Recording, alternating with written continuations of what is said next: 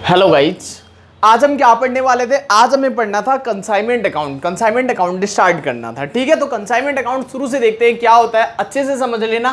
फिर next videos में से मैं आपको प्रैक्टिस करवा दूंगा क्वेश्चंस की, बहुत अच्छे से आ जाएगा, कोई दिक्कत नहीं है। 10 नंबर का क्वेश्चन आता है इसमें कंसाइनमेंट अकाउंट का, आपके फाउंडेशन के एग्जाम में 10 मार्क्स का क्वेश्चन आता है, ठीक है। तो देखो क्या है कंसाइनमेंट अकाउंट। कंसाइनमेंट अकाउंट, ठीक है। जब आप मार्केट में जाते हो, सेल परचेज करते हो, तो कितनी पार्टी होती है ये बताओ। सेल परचेज करने के लिए कितनी पार्टी इन्वॉल्व होती है बिजनेस में। सेल परचेज करने के लिए जो बिजनेस में पार्टी इन्वॉल्व होती हैं वो कौन कौन सी हैं। 2 पार्टी इन्वॉल्व होती हैं जनरली। 2 पार्टी कौन सी होती हैं बताओ। Seller and buyer. 2 पार्टी कौन सी होती हैं, सेलर एंड बायर, ठीक है। सेलर एंड बायर क्या करते हैं, एक पार्टी सेल करती है, दूसरी पार्टी उसको परचेज कर लेती है। सेलर को पैसे मिलते हैं, बायर पेमेंट करता है, राइट। ऐसे ही जब आपको बिजनेस अपना बड़ा करना है तो कैसे बिजनेस बड़ा होगा, बिजनेस एक्सपेंड करना है, मुझे और ज़्यादा सेल्स बढ़ानी है, तो मैं चाहता हूं कि इंडिया के हर शहर में मेरा माल बिके, तो क्या करो, वहां पर अपनी ब्रांच खोल लो। अब ब्रांच भी नहीं खोलनी, इन्वेस्टमेंट ज़्यादा नहीं करनी, मुझे छोटी सी इन्वेस्टमेंट करके काम चलाना है, तो क्या करना पड़ेगा, फिर कंसाइनमेंट अकाउंट अगला ऑप्शन है। कंसाइनमेंट अकाउंट क्या होता है, हर शहर में से मैंने कुछ पार्टियां पकड़ ली, कुछ पर्सन्स पकड़ लिए, वो पर्सन क्या करेंगे, मेरा माल अपने शोरूम पे रखेंगे और मेरा माल वो बेचेंगे, ठीक है। मेरा माल बेचेंगे तो उन्हें क्या मिलेगा, कमीशन मिलेगा, ठीक है। एग्जाम्पल के थ्रू देखो, एक मारुति कंपनी है, इन्होंने कार बनाई दिल्ली में। क्या अब कार सिर्फ दिल्ली में ही सेल होगी, नहीं, ये मुंबई भी जाएगी, जयपुर जाएगी, कोलकाता जाएगी, चेन्नई जाएगी, हर शहर में माल बिकेगा, राइट। मुंबई, जयपुर, कोलकाता एंड चेन्नई। यहाँ पर एक वेंडर पकड़ लिया हमने, वो हमारा डीलर है। क्या है, डीलर है या फिर एजेंट है, डीलर है या फिर एजेंट है, एक ही बात है। हमने इसको माल दे दिया, इसने कस्टमर को बेच दिया, बहुत सारे कस्टमर को अपने शहर में, ऐसे इसको दे दिया, इसने अपने शहर में बेच दिया, इसने अपनी सिटी में बेच दिया, इसने अपनी सिटी में बेच दिया, इन सब ने। अब ओवरऑल सेल्स क्या हो गई, बढ़ गई। अब इनको क्या देना पड़ेगा मुझे, कमीशन। जो हमारे डीलर है या एजेंट है, ये किस लिए काम करेंगे, कमीशन के लिए काम करेंगे। तो 2 पार्टी इन्वॉल्व हो रही है यहाँ पर भी। एक तो मेन पार्टी है, ऑनर है जो माल का, जो कंपनी है, कंपनी ने एजेंट्स को माल दिया, एजेंट ने किसको दिया, कस्टमर को। यानी डायरेक्ट सेल ना होके क्या हुआ, बीच में कोई एजेंट आ गया, एजेंट के थ्रू हम माल बेच रहे हैं, ठीक है।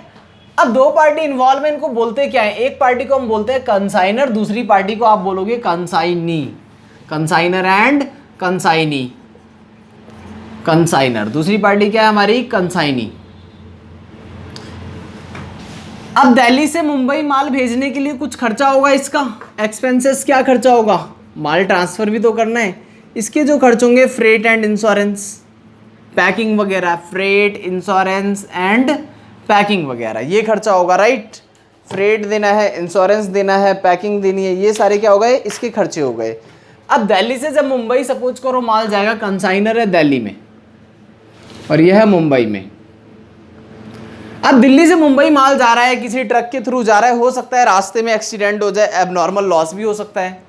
क्या हो सकता है, एबनॉर्मल लॉस भी हो सकता है, तो उसको बोलेंगे, अगर इन ट्रांजिट लॉस होता है तो लॉस इन ट्रांजिट,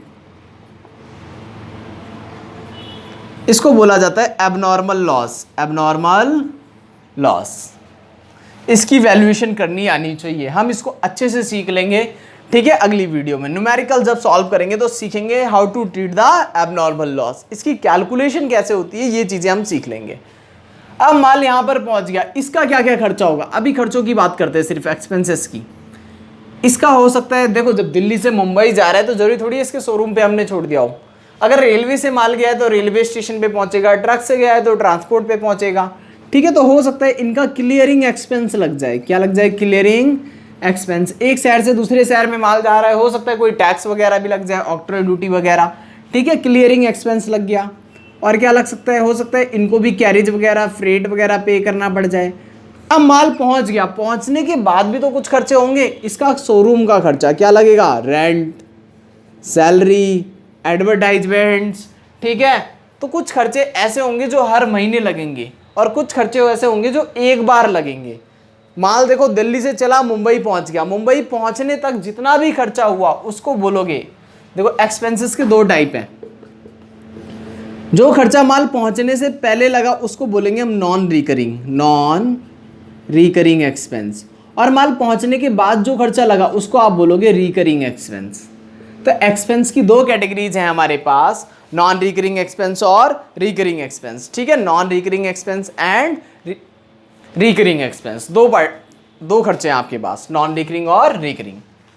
तो ये खर्चा क्या होगा, नॉन रिकरिंग होगा। ये खर्चा क्या होगा, नॉन रिकरिंग। ये भी नॉन रिकरिंग, ये रिकरिंग एक्सपेंस होंगे। ठीक है, जो पहुंचने के बाद लगेंगे वो नॉन रिकरिंग होंगे। अब क्या है, कंसाइनर ने जब कंसाइनी को माल दिया तो ये मार्केट में माल बेचेगा भी, तो ये हमारा सिर्फ एजेंट है और कुछ नहीं डीलर। इसका काम क्या है, आगे सेल कर देना और कस्टमर से मनी कलेक्ट कर लेना।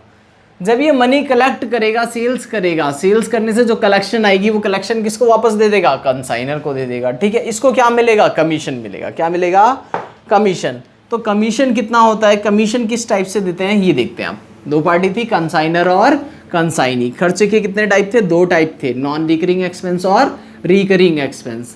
अब मैं बात करता हूं आगे, अगला जो टॉपिक है हमारा इंपॉर्टेंट टॉपिक है, इसमें क्या है हमारा, कमीशन की बात।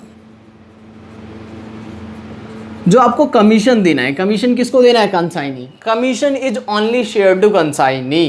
कमीशन किसको मिलेगा, सिर्फ कंसाइनी को मिलेगा, कंसाइनर को नहीं मिलता कमीशन कभी। ठीक है, कमीशन किसको मिलता है, कंसाइनी को मिलता है। कौन कौन सा कमीशन देंगे, पहला कमीशन होता है नॉर्मल कमीशन। सेल्स करो और कमीशन लेते रहो, इसको बोला जाता है नॉर्मल कमीशन। ठीक है, फर्स्ट कमीशन क्या है, नॉर्मल कमीशन। फिर होता है एक over riding commission, over riding commission. जो ऑन सेल्स मिले उसको बोलते हैं हम normal commission. Over riding commission का मीनिंग क्या है, ओवर राइडिंग कमीशन हम तब देंगे जब ये एक्स्ट्रा प्राइस पे माल सेल करेगा। ओवर प्राइस पे, बताए हुए प्राइस से ज्यादा प्राइस पे माल अगर सेल होगा तो क्या मिलेगा, ओवर राइडिंग कमीशन। ठीक है,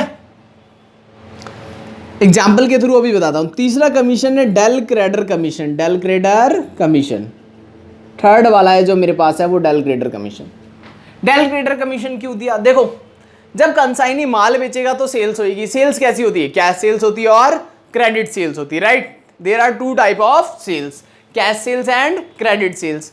अब कैश सेल्स में तो इमीडिएट मनी आपको रिसीव हो जाएगा, लेकिन क्रेडिट सेल में क्या होगा, क्रेडिट सेल में बैड डेट्स भी हो सकते हैं। प्रॉब्लम यह है कि बैड डेट कौन बियर करेगा, कंसाइनर या कंसाइनी। सेल्स तो इसने करी है, राइट। मैंने कहा अब बैड डेट हम बियर कर लेंगे, कंसाइनी ने कहा कोई प्रॉब्लम नहीं है। मैंने कंसाइनी को कहा आप माल बेचो, कैश में बेचो, क्रेडिट में बेचो, बैड डेट्स हम बियर कर लेंगे, नो प्रॉब्लम।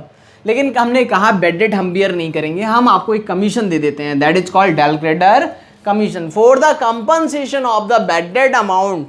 ठीक है, क्या पे करते हैं हम, डेल क्रेडर कमीशन पे कर देते हैं। डेल क्रेडर कमीशन किसको दे दिया हमने, कंसाइनी को दे दिया। अगर डेल क्रेडर कमीशन दे दिया तो बैड डेट की एंट्री हम नहीं करेंगे। ठीक है, अब बैड डेट इसका हो या ना हो वो उसका लक है। ठीक है, लेकिन हमने क्या करा, डेल क्रेडर कमीशन दे दिया, बैड डेट की एंट्री अब नहीं होगी।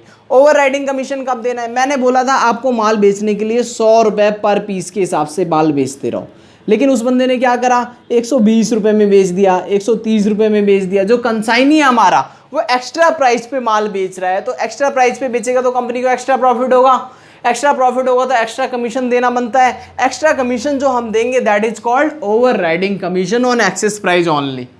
100 रुपए से ऊपर कितना है यहाँ पर, 20 रुपए। 20 रुपए में से मैंने कहा आपको 40% दे देते हैं, that is called over riding commission. Extra वाले पोर्शन में से जो कमीशन मिलेगा उसको क्या बोलोगे आप, ओवर राइडिंग कमीशन।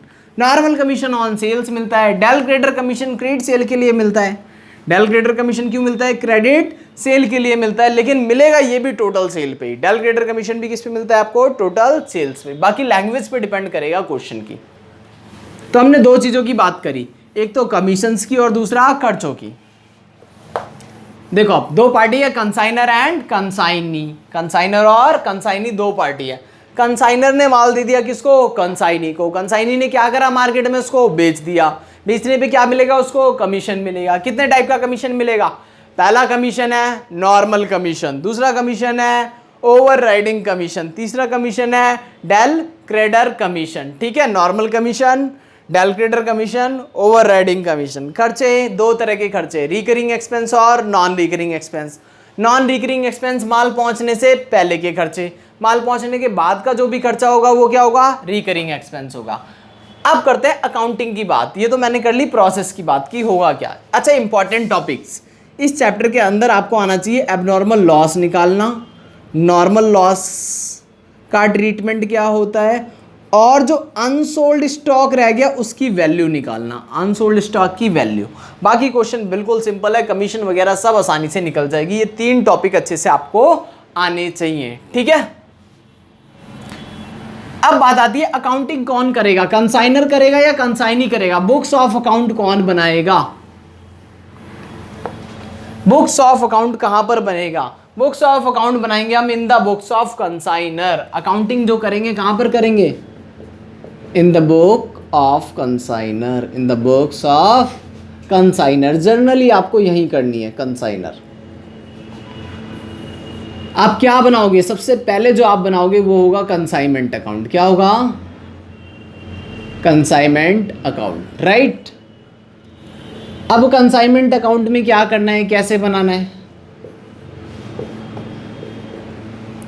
ये मैंने फॉर्मेट बना दिया, debit and credit, particular amount, particular amount, consignment account का फॉर्मेट। अब इस अकाउंट में क्या क्या चीजें आएंगी, कंसाइनमेंट अकाउंट में कैसे बनाएंगे बताओ। सबसे पहले 2 पार्टी ली थी मैंने, ए और बी। सबसे पहले क्या होगा, ए ने बी को गुड्स दिए होंगे, राइट। तो आप लिखोगे सबसे पहले goods Saint on consignment, goods Saint on consignment. फिर अपने खर्चे हुए होंगे कुछ, दिल्ली से मुंबई माल भेजने में कुछ खर्चे हुए होंगे, उन खर्चों की एंट्री करोगे। टू कैश, ये हमारे एक्सपेंसेस हो गए, राइट। बी के भी एक्सपेंस हो गए, किस नाम से एंट्री करेंगे हम, बी के नाम से। बी के एक्सपेंस किस नाम से एंट्री कर देंगे, बी के नाम से।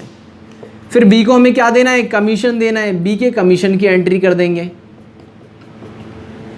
तो गुड्स सेंड कर दिया, कैश एक्सपेंस कर दिया, बी के खर्चे रिकॉर्ड कर दिए, बी का कमीशन। सेल्स कौन करेगा बताओ, बाई बी, बी ने जितनी भी सेल्स कर दी, राइट। कैश सेल्स हो या क्रेडिट सेल है आप यहां पर डाल दोगे। कुछ स्टॉक अगर बच गया तो उसको बोलेंगे स्टॉक ऑन कंसाइनमेंट, ये अनसोल्ड स्टॉक है, stock on consignment, unsold stock की एंट्री आप कर दोगे। बताओ जी यहां तक कोई प्रॉब्लम है तो किसी को,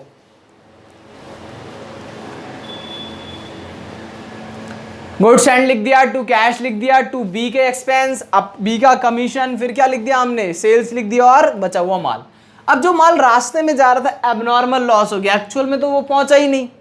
अब उसका क्या ट्रीटमेंट होता है, उसका ये ट्रीटमेंट है हमारे पास गाइज की ये देखो, ये जो गुड्स सेंड किया था ये इतना नहीं पहुंचा जितना लिख दिया, ये कम पहुंचा थोड़ा सा। क्यों, रास्ते में क्या हो गया, एबनॉर्मल लॉस। अब 2 तरीके, या तो इसको कम कर दो या फिर उसको कहां पर डाल दो, अपोजिट साइड। क्या लिखोगे, बाई एबनॉर्मल लॉस, ठीक है, and by insurance claim, by insurance claim, इसकी एंट्री कर दोगे, एबनॉर्मल लॉस और इंश्योरेंस क्लेम की, ठीक है। क्या क्या लिख दिया हमने, गुड्स एंड कैश, बी का एक्सपेंस, बी का commission, abnormal loss, claim, consignment और बी की सेल्स, राइट। अब देखो क्या होता है, कभी कभी क्या होता है, कॉस्ट प्राइस और इनवॉइस प्राइस, गुड्स के 2 प्राइस होते हैं, cost price and invoice price. Invoice price equal to cost plus profit, profit added by consignor. कभी कभी गुड्स जैसे मान लो 100 रुपए का है, मैंने कहा नहीं मैं जब ट्रांसफर करूंगा तो एंट्री कितने से करूंगा, 120 रुपए से। कितने रुपए एक्स्ट्रा डाल दिए बताओ, 20 रुपए एक्स्ट्रा डाले। जब कभी भी गुड्स किस पे लिखा हो, इनवॉइस प्राइस पे, तो इसको ठीक भी तो करना पड़ेगा बाद में। एक्चुअल में गुड्स मैंने खरीदा 100 रुपए का, लेकिन एंट्री 100 से नहीं करी, कितने से करी, 120 इनवॉइस प्राइस से। तो 20 रुपए अपोजिट साइड में डालने पड़ेंगे। किस नाम से डालोगे आप इसको, बाई लोड करके। क्या करोगे, बाई लोड। ऐसे ही क्लोजिंग स्टॉक में होगा तो क्या लिख देंगे हम, to stock reserve, to stock reserve.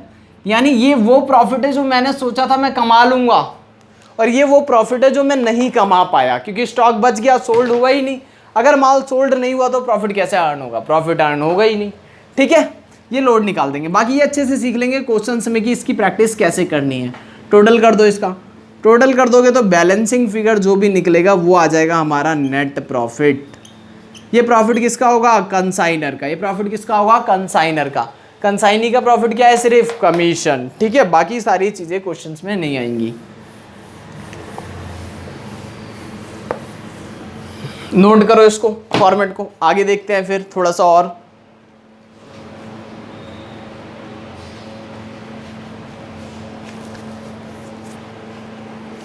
ठीक है, तो ये बनाया हमने consignment account in the books of consignor. एक अकाउंट आपको और बनाना पड़ेगा, दूसरा अकाउंट।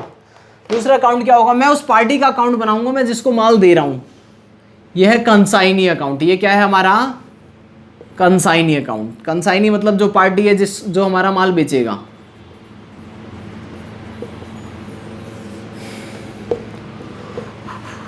देखो कंसाइनी अकाउंट, कंसाइनी मतलब बी,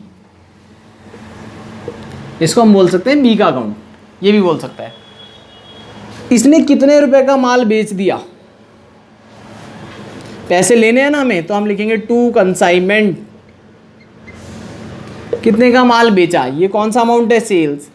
कंसाइनी क्या करेगा, सेल्स वाले पैसे में से अपने पैसे रख लेगा एक्सपेंस के और कमीशन के, बाकी पैसे हमें दे देगा।